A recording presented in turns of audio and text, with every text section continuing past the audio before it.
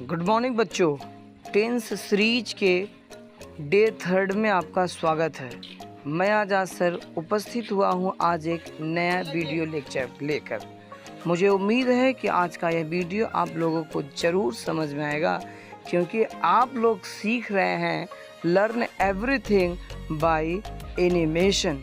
Animation के माध्यम से आज मैं आप लोगों को बताने वाला हूँ प्रेजेंट टेंस। जी हाँ, प्रेजेंट टेंस का नेगेटिव और इंट्रोगेटिव सेंटेंस के साथ साथ मैं आपको बताऊंगा कुछ इम्पॉर्टेंट WH वर्ड फैमिली। तो आइए दोस्तों, हम लोग स्टार्ट करते हैं इस वीडियो लेक्चर को। स्वागत है आपका आपके अपने YouTube channel super climax academy. तो दोस्तों, आज मैं आप लोगों को बताने वाला हूँ प्रेजेंट टेंस। जी हाँ, प्रेजेंट टेंस का नेगेटिव और इंट्रोगेटिव सेंटेंस। प्रेजेंट टेंस का सबसे पहले मैं आपको बताऊंगा, यहाँ पर आप देख सकते हैं नेगेटिव सेंटेंस दे रखा है। ठीक है, नेगेटिव सेंटेंस। नेगेटिव सेंटेंस को हिंदी में बोलते हैं नकारात्मक वाक्य। क्या बोलते हैं? नकारात्मक वाक्य। नेगेटिव मिस होता है नकारात्मक, सेंटेंस मिस होता है वाक्य, यानी नेगेटिव सेंटेंस मिस हो जाएगा नकारात्मक वाक्य। तो सबसे पहले हम लोग देखेंगे इसके स्ट्रक्चर को। स्ट्रक्चर मिस होता है संरचना। क्या होता है? संरचना। तो स्ट्रक्चर संरचना का मतलब ये है कि यहाँ पे आपको ये देखा जाएगा कि जब हिंदी में कोई भी टेंस मिलता है तो उसको कैसे ट्रांसलेट करना है, कौन सब्जेक्ट है, किन सब्जेक्ट के साथ कौन सा हेल्पिंग वर्ब लगेगा, नॉट लगेगा तो कहाँ लगाया जाएगा, नाउन रहेगा या नहीं रहेगा, सब इसी के बारे में बताया जाएगा। तो स्ट्रक्चर में सबसे पहले आपको लिखना होगा सब्जेक्ट, उसके बाद सब्जेक्ट के अनुसार आपको लिखना होगा हेल्पिंग वर्ब, उसके बाद हेल्पिंग वर्ब के तुरंत बाद आपको लिखना है नॉट, उसके बाद फिर आपको लिखना है नाउन। मैं आपको बता दूं, आपको लिखना है subject plus helping verb plus not plus noun. और वह क्या चीज़ है? तो वह यहाँ पर है आपका सब्जेक्ट। वह क्या चीज़ है? सब्जेक्ट है। क्यों है? क्योंकि यह पहले आया है। ठीक है, जब जो वर्ड आपका पहले आएगा वही क्या होगा? सब्जेक्ट होगा। उसके बाद हम लोग देखते हैं पीछे, यहाँ पर दे रखा है क्या चीज़ है? है, हूँ, हो, प्रेजेंट टेंस का रिकॉग्नाइजेशन है, यानी ये क्या है? हमारा रिकॉग्नाइजेशन। ये नहीं क्या चीज़ है? ये है हमारा नेगेटिव वर्ड। नहीं क्या चीज़ है? Negative word. उसके बाद आपका आ गया है राम। ये राम क्या चीज़ है? ये राम एक नाम है। राम क्या है? एक नाम है। नाम है तो नाउन है। वह क्या चीज़ है? सब्जेक्ट है। राम क्या चीज़ है? नाउन है। नहीं क्या है? नेगेटिव वर्ड है क्या चीज़ है? यहाँ पर इसका रिकॉग्नाइजेशन है। तो सबसे पहले स्ट्रक्चर आप देखे थे, स्ट्रक्चर में सबसे पहले आपको मिला था स्ट्रक्चर। देखिए, स्ट्रक्चर में आपको सबसे पहले यहाँ पर लिखा गया था, सबसे पहले सब्जेक्ट लिखना है, फिर हेल्पिंग वर्ब, फिर प्लस नॉट, फिर नाउन। ऐसे ही यहाँ पर सबसे पहले हमको क्या लिखना है? सब्जेक्ट। सब्जेक्ट क्या है? वह को इंग्लिश बोलते हैं ही, सी और दैट। यहाँ पर ही लिखा जाएगा कि सी लिखा जाएगा कि दैट लिखा जाएगा, ये बताएगा कौन? ये बताएगा आपका नाउन। यहाँ पर नाउन क्या है दोस्तों? यहाँ पर नाउन है आपका राम। राम एक व्यक्ति का नाम है, इसीलिए वह को इंग्लिश में हम लोग बोलेंगे ही। वह को इंग्लिश में क्या बोल देंगे? यहाँ पर वह को इंग्लिश में बोल देंगे ही। ठीक है,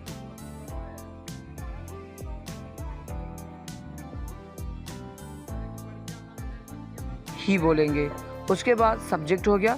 सब्जेक्ट के बाद क्या लिखा जाएगा? Helping verb. हेल्पिंग वर्ब आपका ही के साथ हेल्पिंग वर्ब लगा जाएगा इज, ही इज। उसके बाद क्या है? नॉट, यानी उसके बाद क्या लगा दिया गया है? नॉट। उसके बाद क्या है? नाउन। नाउन क्या है? राम। यहाँ पर लिख दिया गया राम। वह राम नहीं है, ही इज नॉट राम। ऐसे ही वह सीता नहीं है, सी इज नॉट सीता। वह मेरा किताब नहीं है। यहाँ पर दैट क्यों लगाया गया? क्योंकि हमारा नाउन किताब एक वस्तु है। तो क्या हो जाएगा? That is not my book. करें कि तुम मेरे अध्यापक नहीं हो। यहाँ पर तुम को इंग्लिश बोलेंगे यू यू का हेल्पिंग वर्ब होगा आर, और यहाँ पे क्या हो जाएगा, you are not my teacher, you are not my teacher. अगला सेंटेंस है, कह रहा है कि वह मेरे गांव में नहीं है। यहाँ पर मैं आपको बता दूँ, मैं है आपका प्रीपोजिशन। प्रीपोजिशन कब और कैसे आएगा? प्रीपोजिशन आपका हमेशा नाउन से पहले आता है। तो जी हाँ दोस्तों, देख सकते हैं, वह मेरे गांव में नहीं है, तो हो जाएगा he is not in my village, he is not in my village.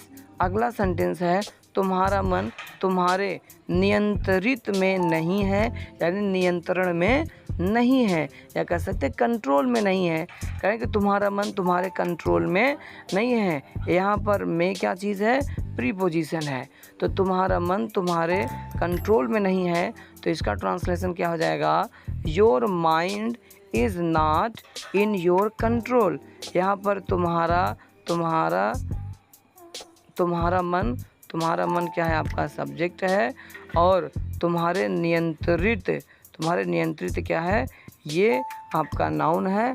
Noun से पहले हमने लगाया है भैया प्रीपोजिशन, ठीक है। तो क्या हो जाएगा? तुम्हारा मन तुम्हारे नियंत्रित में नहीं है, your mind is not in your control. अगला सेंटेंस है, मैं तुम्हारे साथ नहीं हूँ। कह रहे हैं कि मैं तुम्हारे साथ नहीं हूँ, तो क्या हो जाएगा? आई के साथ आई एम लगाएंगे। आई am not with you. You यहाँ पर क्या है? ये आपको आगे की वीडियो में बताया जाएगा, अभी से जानते रहिए। ये है आपका ऑब्जेक्टिव केस, तुम्हारे साथ। साथ आपका है विथ, यानी कि ये है कि प्रीपोजिशन।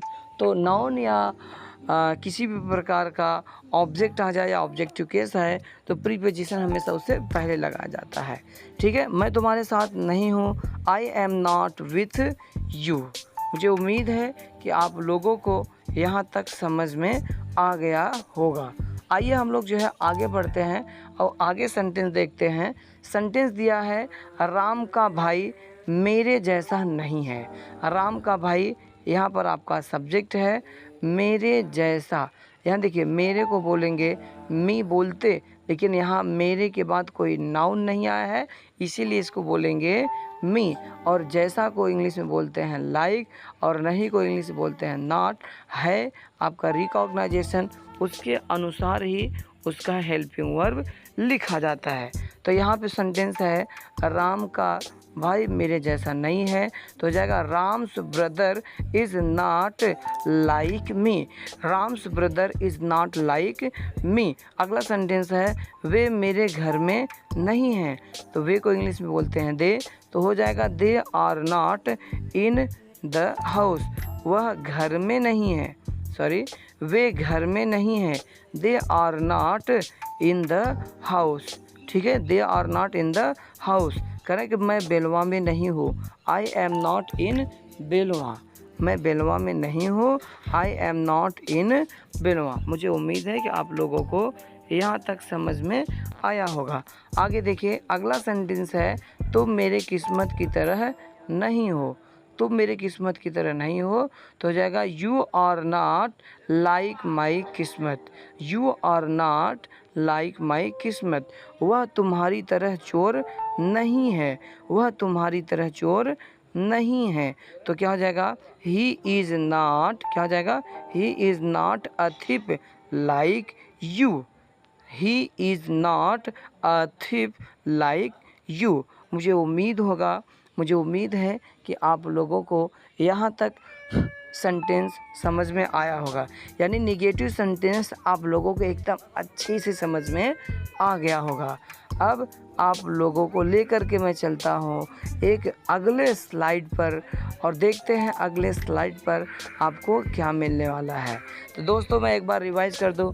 अभी आप लोगों को बताया गया नेगेटिव सेंटेंस जिसको हिंदी में बोलते हैं नकारात्मक वाक्य, उसमें सबसे पहले देखा गया स्ट्रक्चर जिसको बोलते हैं संरचना। तो स्ट्रक्चर में सबसे पहले आपको लिखना है subject plus helping verb plus not plus noun. उसके बाद फिर आपको सेंटेंस बताया गया, वह राम नहीं है, ही इज़ नॉट राम। वह श्याम नहीं है, ही इज़ नॉट श्याम। वह मोहन नहीं है, ही इज़ नॉट मोहन। तुम राहुल नहीं हो, यू आर नॉट राहुल। मैं नौशाद नहीं हूँ, आई एम नॉट नौशाद। मेरा भाई एजाज़ नहीं है, माई ब्रदर इज़ नॉट एजाज़। तो इसी तरीके से आप नेगेटिव सेंटेंस बना सकते हैं। मुझे उम्मीद है कि आप लोगों को यहाँ तक समझ में आया होगा। आइए अब हम लोग जो है अगले स्लाइड की तरफ चलते हैं। अफर्मेटिव सेंटेंस ख़त्म हो चुका है, नेगेटिव सेंटेंस ख़त्म हो चुका है। अब हम लोग बढ़ रहे हैं इंट्रागेटिव सेंटेंस की ओर। इंट्रागेटिव मीन्स होता है प्रश्नवाचक और सेंटेंस मीन्स होता है वाक्य। यानी आज आप लोग पढ़ने वाले हैं इंट्रागेटिव सेंटेंस। इंट्रागेटिव सेंटेंस को बोलते हैं प्रश्नवाचक वाक्य। जी हाँ दोस्तों, क्या बोलते हैं? प्रश्नवाचक वाक्य। तो मैं आपको बता दूं, यहाँ IS मतलब इंट्रागेटिव सेंटेंस। इंट्रागेटिव सेंटेंस के निम्नलिखित 2 रूल हैं। कितने रूल हैं? 2 रूल है। एक ये आपका फर्स्ट रूल और एक आपका ये सेकेंड रूल। जी हाँ दोस्तों, ये सेकेंड रूल। तो आइए पहले हम लोग देखते हैं रूल फर्स्ट। रूल फर्स्ट को कैसे पहचानेंगे, कैसे जानेंगे कि यह इंट्रागेटिव का फर्स्ट रूल है? करें यदि वाक्य क्या से प्रारंभ हो। यहाँ पे क्या कहा गया? यदि वाक्य क्या से प्रारंभ हो तो क्या करते हैं? करें यदि वाक्य क्या से प्रारंभ हो। यही है इंट्रागेटिव का फर्स्ट रूल। यदि हमारा वाक्य क्या से प्रारंभ हो गया तो समझ जाओ कि वह इंट्रागेटिव का फर्स्ट रूल है। ऐसा नहीं केवल प्रेजेंट टेंस में है, ना, जितने भी टेंस है, सेंटेंस है, हर जगह अगर इंट्रागेटिव के फर्स्ट रूल को पहचानना है तो आपको देखना होगा कि क्या हमारा वाक्य क्या से प्रारंभ हो रहा है या नहीं। तो यहाँ बताया गया रूल फर्स्ट, यदि वाक्य क्या से प्रारंभ हो तो सबसे पहले उसी की वर्ड मीनिंग नहीं, सबसे पहले आपको लिखना होता है हेल्पिंग वर्ब। यदि वाक्य क्या से प्रारंभ हो तो सबसे पहले क्या लिखेंगे? हेल्पिंग वर्ब, उसके बाद लिखेंगे सब्जेक्ट, उसके बाद नॉट, उसके बाद नाउन, लास्ट में क्वेश्चन मार्क। समझ में आया? एक बार फिर से रिवाइज करता हूँ। करें यदि वाक्य क्या से प्रारंभ हो तो सबसे पहले सब्जेक्ट के अनुसार हेल्पिंग वर्ब लिखेंगे, प्लस सब्जेक्ट लिखेंगे, प्लस नॉट लिखेंगे, प्लस नाउन लिखेंगे और लास्ट में क्वेश्चन मार्क लगा देंगे। ऐसे ही आपका है इंट्रागेटिव का सेकेंड रूल। तो आइए देखते हैं इंट्रागेटिव का सेकेंड रूल क्या है।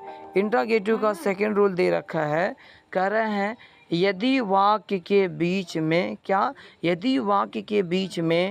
आ जाए, क्यों आ जाए, कैसे आ जाए, कहाँ आ जाए, कब आ जाए, डॉट ऐसे ढेरों आपको मिलेंगे क्वेश्चन वर्ड। तो आगे मैं आपको बताने वाला भी हूँ क्वेश्चन वर्ड क्या होते हैं।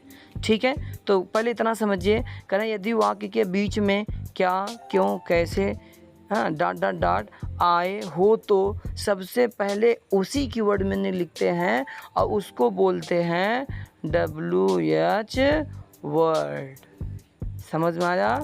उसको क्या बोलते हैं भैया? WH word. यदि हमारे वाक्य के बीच में क्या, क्यों, कैसे आए तो सबसे पहले उसी की वर्ड मीनिंग लिखते हैं और उसको हम लोग बोलते हैं WH वर्ड। यानी सबसे पहले क्या लिखेंगे? WH word. उसके बाद लिखते हैं सब्जेक्ट के अनुसार हेल्पिंग वर्ब, उसके बाद सब्जेक्ट, फिर plus not, plus noun, last में क्वेश्चन मार्क। समझ में आया? इंट्रागेटिव के सेकंड रूल क्या होता है? यदि वाक्य के बीच में क्या, क्यों, कैसे आया हो तो सबसे पहले उसी की वर्ड मीनिंग और उसको बोलते हैं WH word, plus helping verb, plus subject, plus not, plus noun और लास्ट में क्वेश्चन मार्क। इंट्रागेटिव के 2 रूल होते हैं। ये पहला रूल है, यदि वाक्य क्या से प्रारंभ हो तो इंट्रागेटिव का फर्स्ट रूल। यदि वाक्य के बीच में क्या, क्यों, कैसे आए तो वो होता है आपका इंट्रागेटिव का सेकेंड रूल। तो आइए हम लोग देखते हैं कुछ WH वर्ड। मुझे उम्मीद है कि यहाँ तक आप लोगों को समझ में आ गया है। तो आइए आज हम लोग अब देखने वाले हैं, अब आप लोगों को मैं बताने वाला हूँ